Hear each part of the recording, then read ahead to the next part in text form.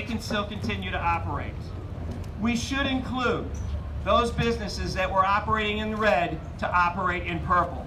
The museums, the churches, the restaurants, the gyms should all be allowed to operate at capacity. Yay!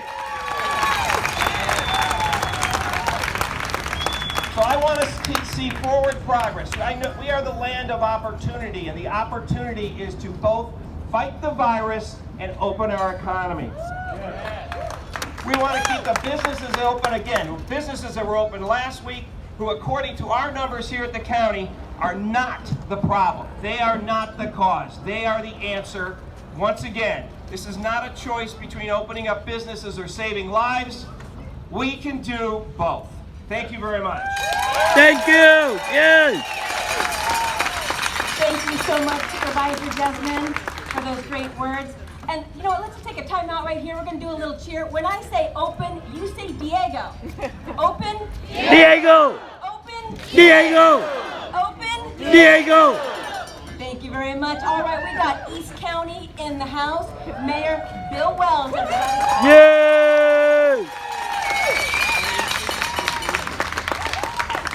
Hi everybody, how are you today?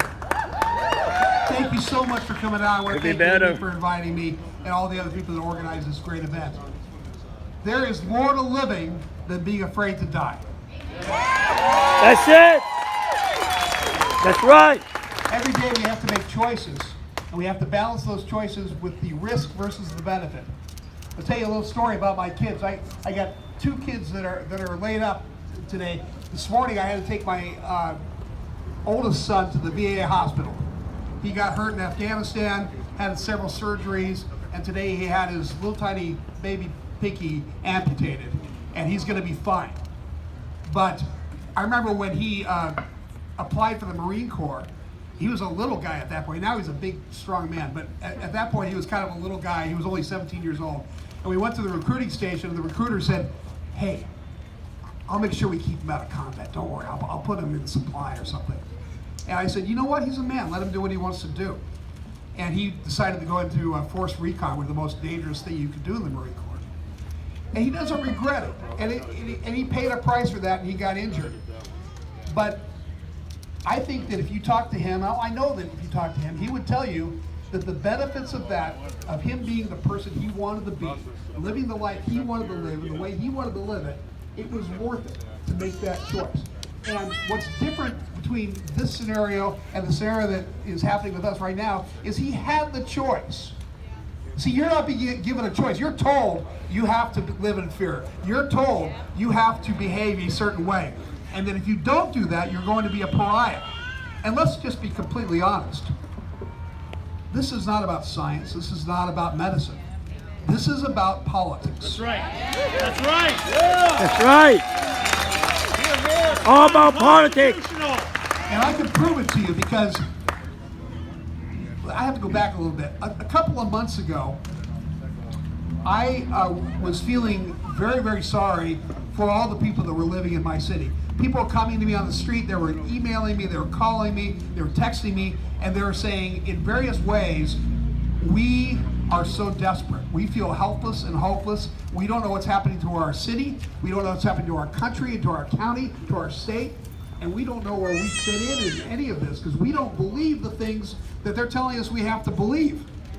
And it became clear to me that I had to do something. Now, the easiest thing for me to do as a politician is to stand back and not do anything and just kind of take cover so I don't get in trouble. But I long ago decided that I was going to do the right thing no matter what. So I got out in front of cameras and I wrote an op-ed and I said, "Look, we are not going to send the police out to arrest people for not wearing a mask. We're not going to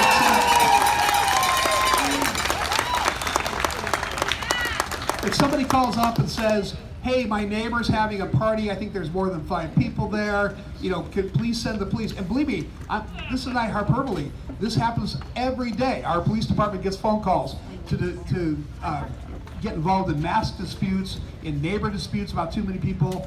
There are what do they call them? Karens out there that are working overtime to snitch on their neighbors. And So I thought it was important that I get in front of people and say, hey, don't worry about that. I can't promise you the county won't fine you. I can't promise you the courts won't give an injunction against you. I can't promise you what the state of California would do. But I can promise you that we're not going to roll police on these minor squabbles and disputes involving the COVID-19 outbreak. Thank you. Yay!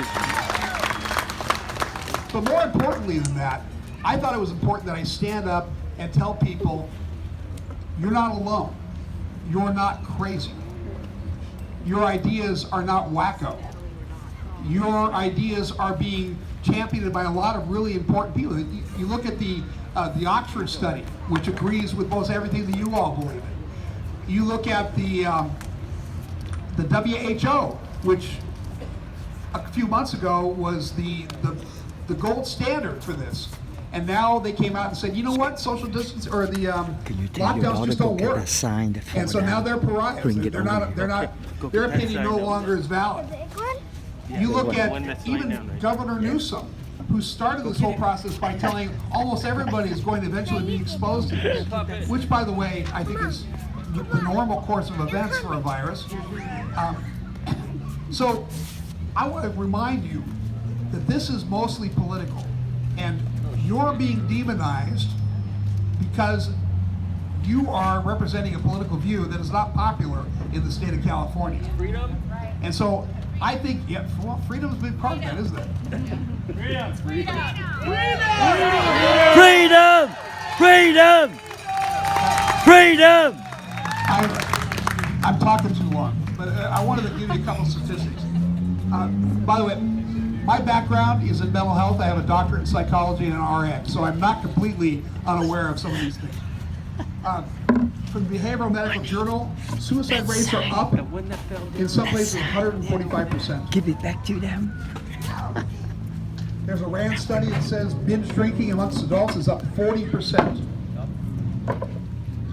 Domestic violence is up at least 10%. And this is the one that really gets to me. Being a kid that came from a divorced family, divorce rates are up 34% this year. Now, there's going to be long-term consequences to this, way beyond the controversy about the virus. The divorce statistics alone will haunt children up into their adult years. It will affect their own children and their grandchildren. The residue of divorce will last for generations. All of this is bad news, and we need to stand up and fight.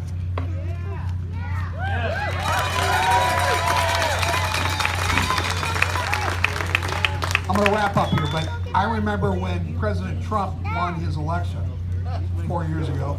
Last week, he won it last week. We're not done there, are we? No, we're not. And people in the FBI, and people in the State Department, people in all kinds of government agencies, and people in the media all started the resistance movement. I started hearing that word resist. So I think it's time for us to resist. Yeah. Yeah!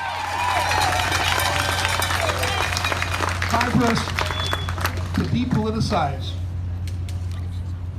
something that's a medical problem, not a political problem. We need to depoliticize it. We need to begin to resist. It's time to protect those suffering from isolation, suicidality, alcoholism, divorce, domestic violence, education.